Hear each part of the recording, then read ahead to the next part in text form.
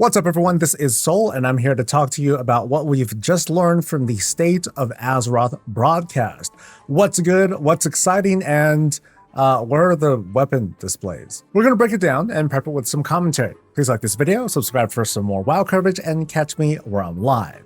So first off, the housing stuff. As you may know, from now until the launch of Midnight, so March 2nd, log on to World of Warcraft and you'll score a whole-ass dark portal decor, free for use as a doorway, or a bathtub, or a headboard, maybe a car bumper, sure. It's now been officially announced, although with no time frame at all, pets and mounts will soon be placeable in and around the house. Someday soon we'll be able to select multiple objects at once, so we can take that pile of rocks turned into a Flareon and move it right where it needs to be, as well as a copy-paste function. We're getting that too, so we can make like 50 of them. And we'll be able to also import and export builds.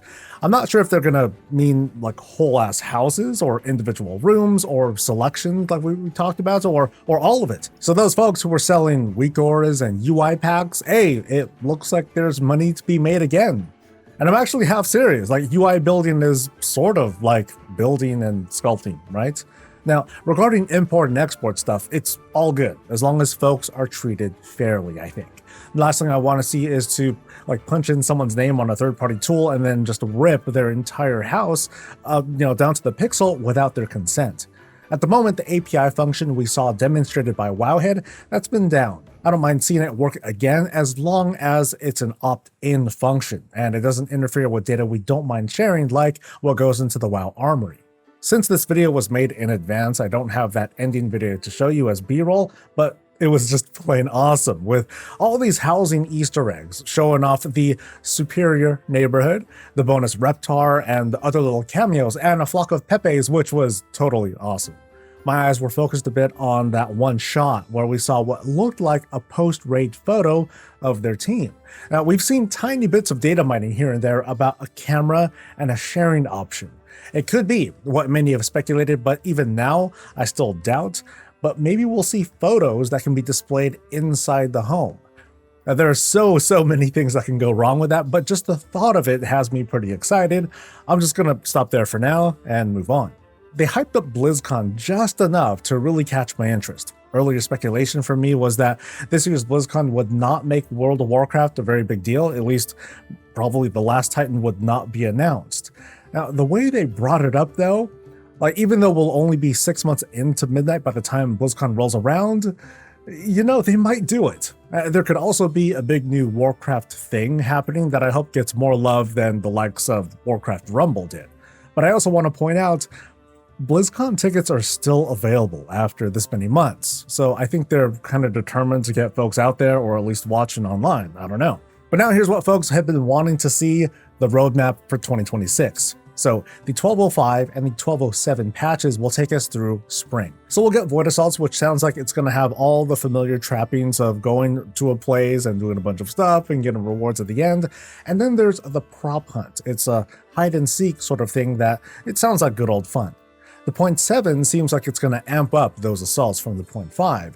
Turbulent Time Waves are going to return, and we're going to get a new one boss raid. The approach seems pretty interesting because we're going to get another baby raid in the middle of Season 2. Now, while the later raid might be a part of the main story, the vibe from the 1207 raid, it's going to be kind of a side thing. Like, it's still Midnight, but it's not tied directly to going after Xal'atath. The area shown in the video shows what appears to be a deeper part of the Herondar zone.